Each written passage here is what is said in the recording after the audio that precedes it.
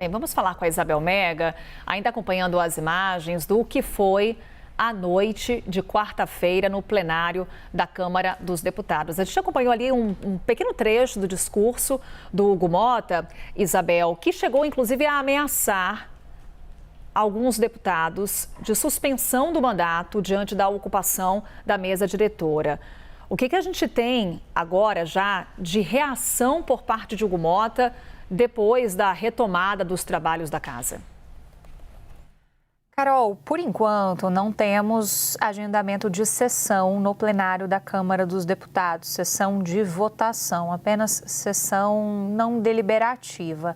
E aí, só para fazer essa distinção que você estava fazendo muito bem, né?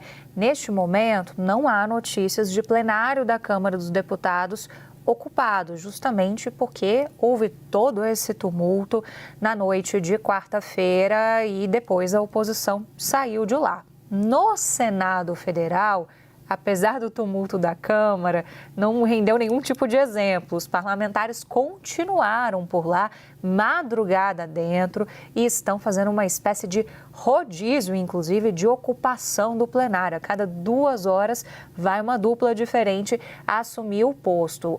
O último parlamentar, inclusive, que estava por lá era o senador Jorge Seife, que foi, inclusive, ministro no governo Bolsonaro. Então, a ocupação no Senado continua. Eles têm uma pretensão de, inclusive, seguir até o final de semana se nada mudar. E lá no Senado vai ter sessão diferente da Câmara dos Deputados e vai ter sessão remota. Foi uma estratégia do presidente Davi Alcolumbre para não atrapalhar muito o andamento da pauta. Tem um projeto de lei que trata, inclusive, da ampliação da faixa de isenção do imposto de renda. Não é aquele projeto mais amplo, mas é um projeto de meio do caminho, digamos assim, e que é interessante para os parlamentares votarem. Então, Davi Alcolumbre quer seguir com essa sessão remota, de qualquer forma, mesmo com a ocupação da oposição no Senado. E aí, voltando para a Câmara, que a gente vê estratégias diferentes sendo adotadas pelos dois presidentes, mas o que eles têm em comum é a irritação diante desses atos que acabam provocando ali um nível de estresse, de tensão nos plenários, a ponto de atrapalhar também o andamento das coisas, né? Na Câmara, o Hugo Mota baixou uma determinação que pode permitir a suspensão, isso segundo o regimento interno da Casa, desses mandatos dos parlamentares por até 6 meses, se eles insistirem na ocupação. Então, na Câmara já tem uma ameaça de punição no ar. No Senado Federal, isso ainda não está muito concreto.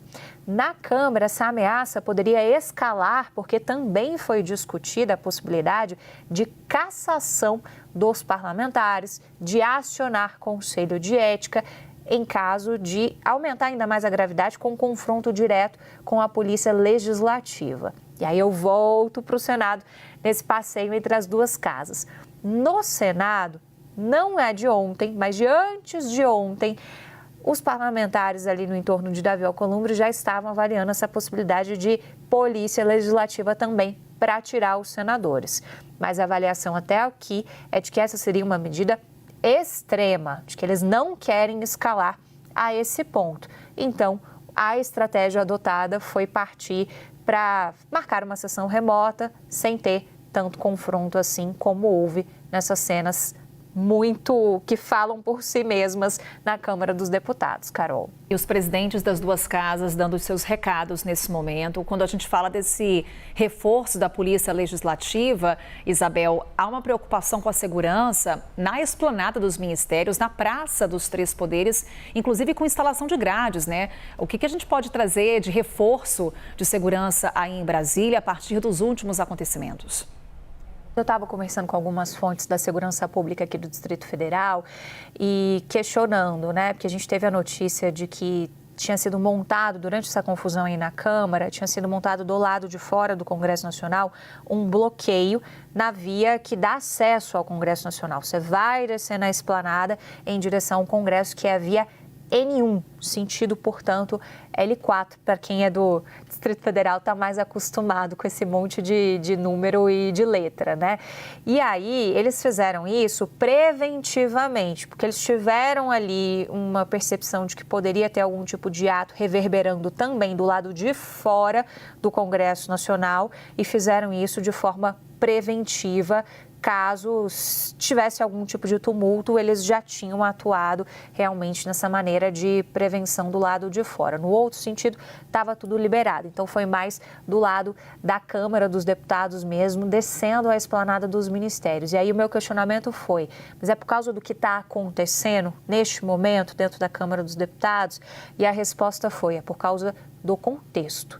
Então, dá para a gente dizer, Carol, que a segurança aqui no Distrito Federal está adotando alguns protocolos de reforço na esplanada diante dos últimos fatos políticos, porque sim, estamos na capital do poder, há uma preocupação de que as coisas se escalem de alguma forma, então a orientação é trabalhar sobretudo com a prevenção.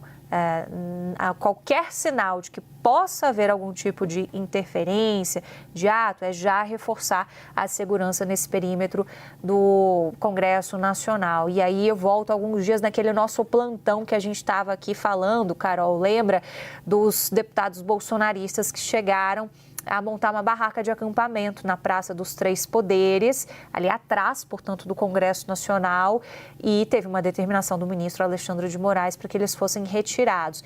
Desde aquele fim de semana, acho que 2 finais de semana para trás, né, Carol? Estou até perdida no tempo. Eles já adotaram esse protocolo de reforçar a segurança. Foi aí que eles colocaram as grades. A gente ficou durante o final de semana com a proibição para turistas, mas depois tudo voltou ao normal. Está todo mundo circulando. É mais no campo da prevenção.